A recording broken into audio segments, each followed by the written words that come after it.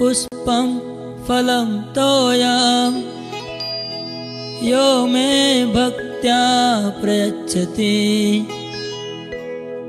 तदहं भक्ति उपरितम् अस्नामि प्रयतात्मनः। যে বিশুদ্ধ চিত্ত নিষ্কাম ভক্ত ভক্তি সহকারে আমাকে পত্র পুষ্প ফল ও জল অর্পণ করেন, আমি তার সেই ভক্তিপ্লুত উপহার প্রীতি সহকারে গ্রহণ করি। তাৎপর্য: বুদ্ধিমান মানুষের পক্ষে ভগবানের অপ্রাকৃত প্রেমময় সেবায় নিয়োজিত হয়ে কৃষ্ণ ভাবনাময় হওয়া আবশ্যক। তার ফলে শাশ্বত সুখের জন্য চিরস্থায়ী আনন্দময় ভগবত ধাম লাভ করা যায়। এই প্রকার বিস্ময়কর ফল লাভ করার পদ্ধতি অত্যন্ত সহজ এবং এমনকি অত্যন্ত দরিদ্রতম ব্যক্তিও কোনো রকম যোগ্যতা ছাড়াই এর অনুশীলন করতে পারে। এটি লাভ করার পক্ষে একমাত্র যোগ্যতা হচ্ছে ভগবানের শুদ্ধ ভক্ত হওয়া। কার কি পদমর্যাদা অথবা তার স্থিতি কি তাতে কিছু আসে যায় না। পন্থাটি এতই সহজ যে অকৃত্রিম প্রেমভক্তি সহকারে এমনকি একটি পত্র অথবা একটু জল অথবা ফল পরমেশ্বর ভগবানকে অর্পণ করা যেতে পারে এবং ভগবান তা গ্রহণ করে সন্তুষ্ট হবেন। তাই কৃষ্ণ ভাবনামৃত থেকে কেউই বাদ পড়তে পারে না, কারণ এটি অতি সহজসাধ্য ও সর্বজনীন। অত্যন্ত এই সরল পন্থার দ্বারা সচ্চিদানন্দময় জীবনের পরম পূর্ণতা লাভ করতে এমন কোনো মূঢ় আছে যে সে কৃষ্ণ ভাবনামৃত লাভ করতে চায় না? কৃষ্ণ কেবল প্রেমভক্তি চান, অন্য কিছু নয়। কৃষ্ণ তার শুদ্ধ ভক্ত থেকে এমনকি একটি পত্র গ্রহণ করেন। তিনি অভক্তের কাছ থেকে কোনো রকমের নৈবেদ্য গ্রহণ করেন না। তার কারো কাছ থেকে কোনো কিছুর প্রয়োজন নেই, কারণ তিনি হচ্ছেন স্বয়ং সম্পূর্ণ। কিন্তু তবুও প্রীতি ও ভালোবাসার বিনিময়ে তিনি তার ভক্তের নৈবেদ্য গ্রহণ করেন। কৃষ্ণ ভাবনায় বিকাশ সাধন করাই হচ্ছে জীবনের পরম সিদ্ধি। কৃষ্ণের সান্নিধ্য লাভ করার একমাত্র উপায় যে ভক্তি, সেই কথাটিকে জোর দিয়ে ঘোষণা করবার জন্য ভক্তি শব্দটি এই শ্লোকে 2 বার উল্লেখ করা হয়েছে। অন্য কোনো উপায়ে, যেমন কেউ যদি ব্রাহ্মণ হয়, শিক্ষিত পণ্ডিত হয়, ধন বিত্তশালী হয় অথবা বড় দার্শনিক হয়, তবুও তারা কৃষ্ণকে কোনো কিছু নৈবেদ্য গ্রহণ করতে অনুপ্রাণিত করতে পারে না। ভক্তির মৌলিক বিধান ব্যতীত কারো কাছ থেকে কোনো কিছুই গ্রহণ করাতে ভগবানকে কেউই অনুপ্রাণিত করতে পারে না। ভক্তি হচ্ছে অহৈতুকী, পন্থাটি হচ্ছে শাশ্বত। এটি পরম তত্ত্বের প্রতি প্রত্যক্ষ সেবা সম্পাদন। ভগবান শ্রীকৃষ্ণ পূর্বেই প্রতিপন্ন করেছেন যে তিনি হচ্ছেন একমাত্র ভোক্তা, আদিপুরুষ ও সমস্ত যজ্ঞের পরম লক্ষ্য। এই শ্লোকে তিনি বলেছেন কি ধরনের যজ্ঞ তার প্রীতি উৎপাদন করে। যদি কেউ হৃদয়কে নির্মল করার জন্য এবং জীবনের পরম প্রয়োজন প্রেমী ভগবৎ সেবা প্রাপ্ত হওয়ার জন্য ভক্তিযোগে নিয়োজিত হবার অভিলাষী হয়, তাহলে তাকে জানতে হবে ভগবান তার কাছ থেকে কি প্রত্যাশা করেন। যিনি শ্রীকৃষ্ণকে ভালোবাসেন তিনি তাকে কেবল সেই জিনিসগুলি অর্পণ করেন যা তার প্রিয়। তিনি কখনো অবাঞ্ছিত অথবা প্রতিকূল বস্তু শ্রীকৃষ্ণকে নিবেদন করেন না। তাই মাছ, মাংস, ডিম আদি কখনোই শ্রীকৃষ্ণের ভোগের যোগ্য নয়।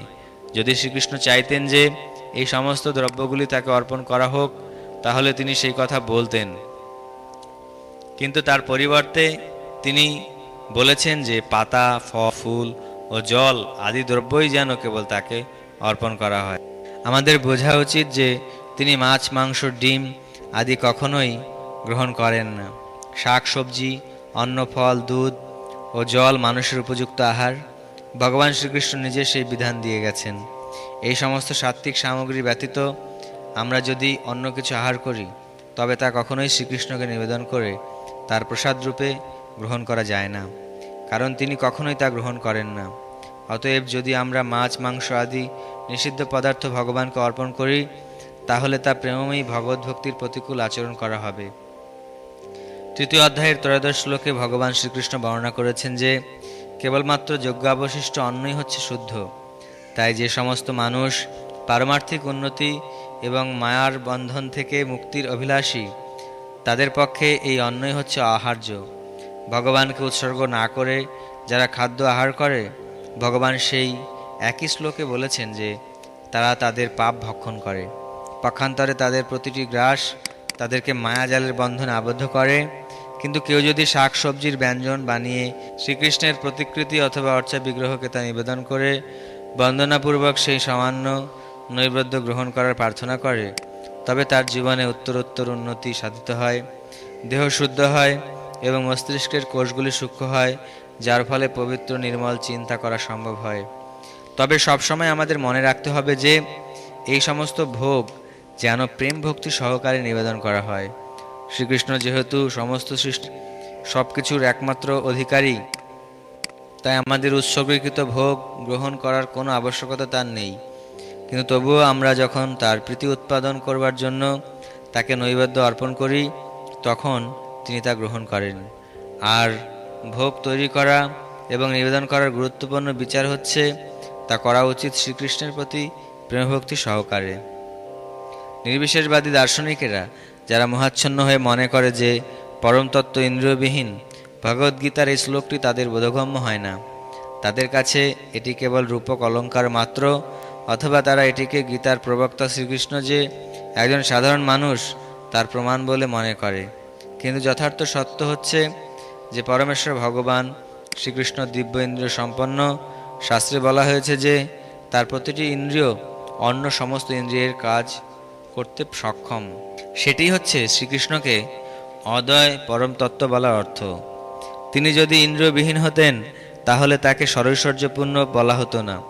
সপ্তম অধ্যায়ে শ্রীকৃষ্ণ বলেছেন যে তিনি দৃষ্টিপাত করার মাধ্যমে জরা প্রকৃতির গর্ভে জীবদের প্রেরণ করেন। তেমনি ভোগ অর্পণ করে ভক্ত যখন প্রেমময়ী প্রার্থনার দ্বারা ভগবানকে তা নিবেদন করেন, ভগবান তখন তা শুনতে পান এবং তিনি তখন তা গ্রহণ করেন। আমাদের মনে রাখা উচিত যে তিনিই হচ্ছেন পরম তত্ত্ব, তাই তার শ্রবণ করা, ভোজন করা এবং স্বাদ আস্বাদন করার মধ্যে কোনো পার্থক্য নেই। ভক্তই কেবল ভগবান শ্রীকৃষ্ণের বর্ণনা অনুসারে ভগবানের স্বরূপ উপলব্ধি করে থাকেন, অর্থাৎ তিনি ভগবানের বর্ণনার কদর্থ করেন না। তাই তিনি জানেন যে অদয় পরম তত্ত্ব ভোগ আহার করেন এবং তার ফলে তিনি আনন্দ উপভোগ করেন। यत् करोसि यद्